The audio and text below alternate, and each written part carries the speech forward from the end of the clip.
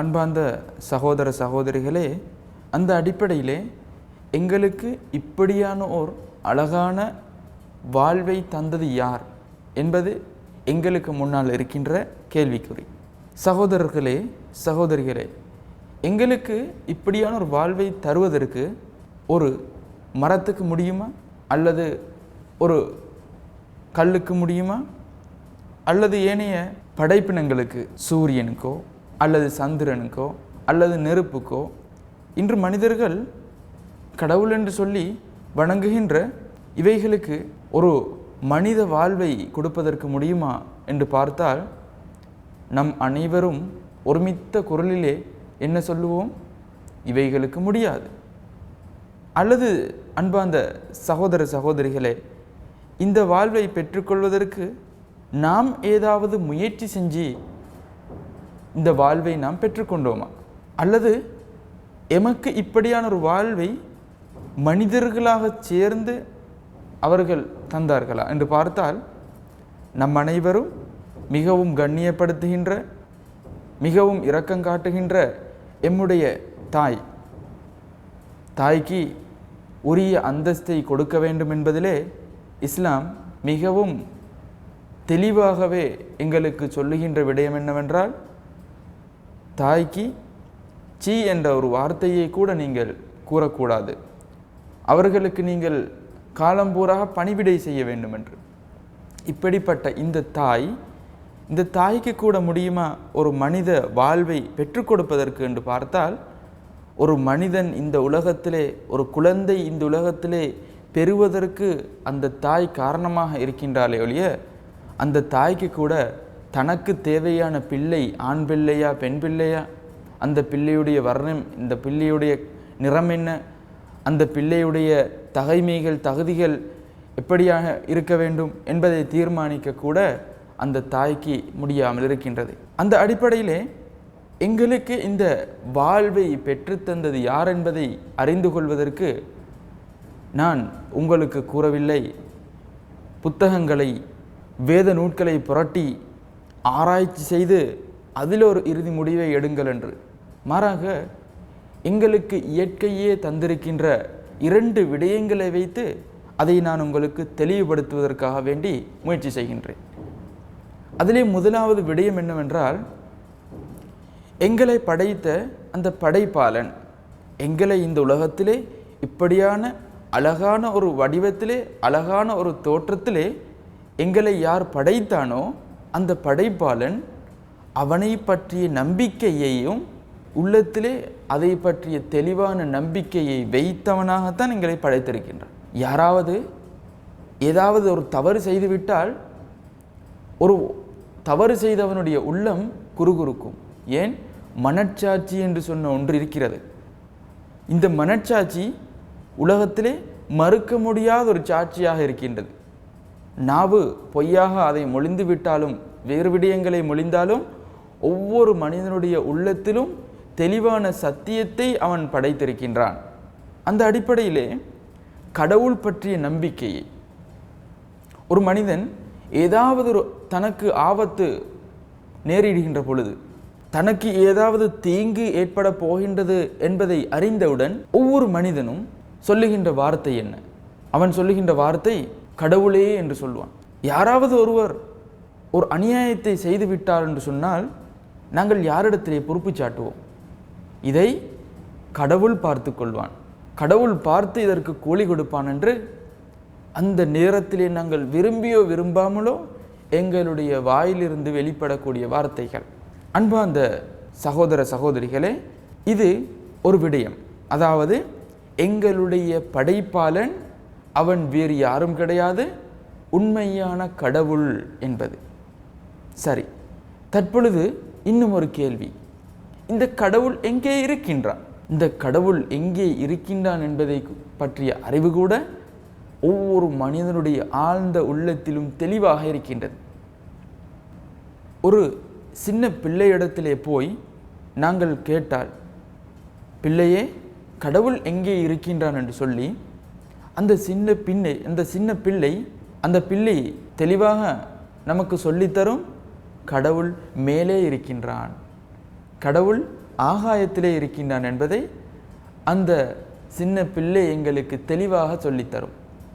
நாம் அனைவரும் அறிந்திருக்கின்றோம், சின்ன பிள்ளை பொய் சொல்ல மாட்டாது, சின்ன பிள்ளைக்கு பொய் கூறுவதற்கு தெரியாது என்பதை. சில வேளைகளிலே சின்ன பிள்ளைகளிடத்திலே ரகசியங்களை மறைப்பது கூட கடினமாக இருக்கிறது. அப்படிப்பட்ட பிஞ்சு உள்ளம் கூட உண்மையான கடவுள் எங்கே இருக்கின்றான் என்பதை தெளிவாக புரிந்து வைத்திருக்கின்றான் என்று சொன்னால், இதிலிருந்து நமக்கு விளங்க முடியுமான விடயம் என்னவென்றால், நம்மை சிருஷ்டித்த நமது படைப்பாளன் ஒரு சாராருக்கு கடவுள் யார் என்பதை தெரிந்து கொள்வதற்கு வாய்ப்பை கொடுத்து, இன்னொரு சாராருக்கு அதற்கான வாய்ப்பை மறுத்துவிட்டு அநியாயம் செய்தவனாக காணப்படவில்லை என்பதை நமக்கு புரிந்து கொள்ளலாம். எனவேதான் உலகத்தில் எந்த திசையில் இருந்த பிள்ளைகளும் கூட கடவுள் பற்றி இப்படியான ஒரு நம்பிக்கையை, ஆழ்ந்த நம்பிக்கையை கொண்டிருப்பதை எம்மலால் காண முடிகின்றது. எனவே இந்த 2 காரியங்களும் எமக்கு சொல்லுகின்ற காட்சி தெளிவு என்னவென்று சொன்னால், எம்மை படைத்தது வேறு யாரும் கிடையாது, உண்மையான கடவுள். அந்த கடவுள் இருக்கக்கூடிய இடம் எங்க? அதுதான் மேலே ஆகாயத்திலே என்பதை. எனவே இதன் அடிப்படையிலே எங்களுக்கு முன்னால் இருக்கின்ற இன்னும் சில விடயங்கள், நாங்கள் இன்னும் சில தெளிவுகளை மேற்கொள்ள இருக்கின்றோம். அதிலே எங்களுக்கு முன்னால் இருக்கின்ற விடயம் என்னவென்றால், அதுதான் எங்களை படைத்த இந்த கடவுள் அவனை பற்றிய நம்பிக்கையை உலகத்திலே ஆங்காங்கே பல மொழிகள் பேசக்கூடிய மனிதர்களுக்கு மத்தியில் எப்படி அதை வைத்திருக்கின்றான் என்பதை. அன்பார்ந்த சகோதரர்களே, நாங்கள் தமிழ் மொழி பேசக்கூடியவர்கள்.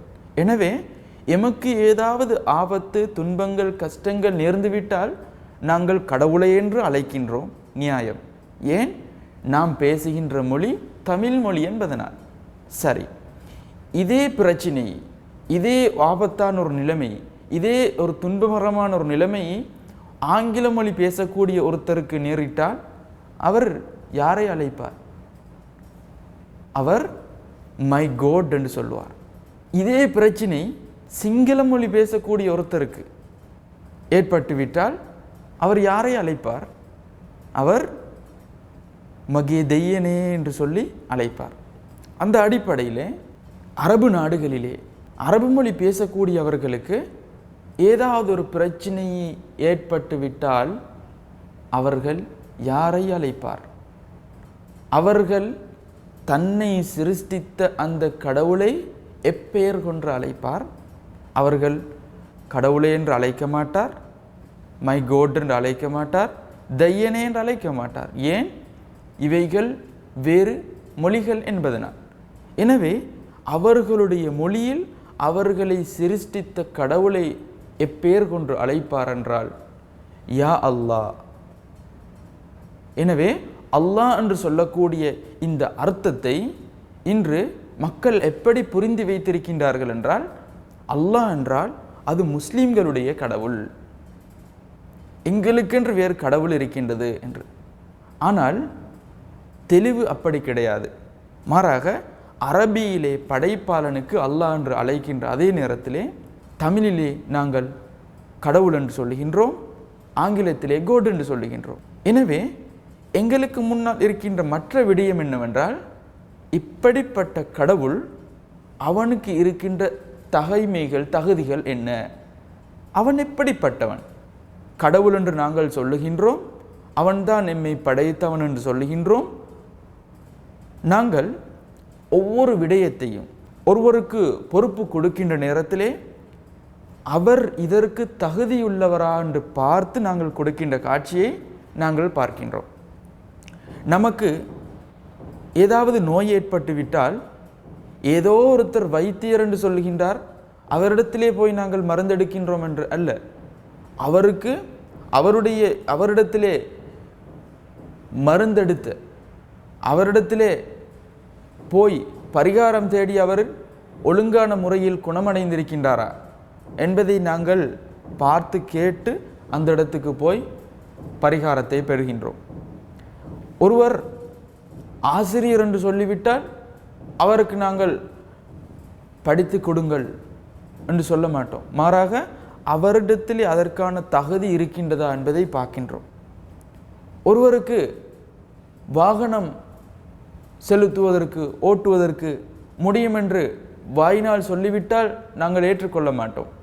அவரிடத்தில் அதற்கான தகுதி இருக்க வேண்டும் என்பதை நாங்கள் எதிர்பார்க்கின்றோம். இப்படி ஒவ்வொரு காரியத்திலும் தகுதியுள்ளவர்களுக்கு நாங்கள் அதை நாங்கள் ஒப்படைக்கின்ற நிலைமை உலக வளமையிலே காணப்படுகின்றது. எனவே நாங்கள் தற்பொழுது ஒரு விடயத்தை ஒருவரிடத்திலே ஒப்பிடப் போகின்றோம், ஒரு விடயத்தை ஒருவரிடத்திலே ஒப்படைக்கப் போகின்றோம். அதுதான் கடவுள் என்று சொல்லக்கூடிய அந்தஸ்து. கடவுள் என்று சொல்லக்கூடிய வார்த்தையை நாம் செவிமிடுக்கின்ற நேரத்திலே ஒரு கம்பீரம் இருக்கின்றது. ஏன்? அந்த கடவுள் அவன்தான் உலகத்திலே இருக்கக்கூடிய அனைத்து விடயங்களையும் சிருஷ்டித்தவன். எனவே அவன் ஒரு மகா சக்தி பெற்ற ஒருவனாக காணப்பட வேண்டும். அவனுக்கு எதிரிகள் இருக்க முடியாது, அவனுக்கு நோய் நொடிகள் ஏற்பட முடியாது, அவன் மறதியை கொண்டவனாக இருக்க முடியாது, அவனுக்கு மற்ற மக்களின் மீது மற்ற மக்களினால் தீங்குகள் ஏற்படக்கூடிய நிலைமை இருக்க முடியாது. இப்படியான ஒரு நிலைமை கொண்ட ஒருவனாகத்தான் கடவுள் காணப்பட வேண்டும். அப்படியான அந்தஸ்தை பெற்றவனாக அவன் இருந்துவிட்டால் எங்களுக்கு சொல்ல முடியும், இவன்தான் கடவுள். இவன் சொல்லுகின்ற கட்டளைகளை ஏற்று வாழ்வதற்கு நம்மால் ஆற்றல் இருக்கின்றது, நமக்கு முடியும், நாம் பயப்பட தேவையில்லை என்று அவனை ஏற்று நம்மால் வாழ முடியும். எனவே இப்படிப்பட்ட தகுதிகள் என்ன, கடவுளுக்கு இருக்கின்ற தகுதிகள் தகைமைகள் என்ன என்பதை நாங்கள் இப்பொழுது பார்ப்போம்.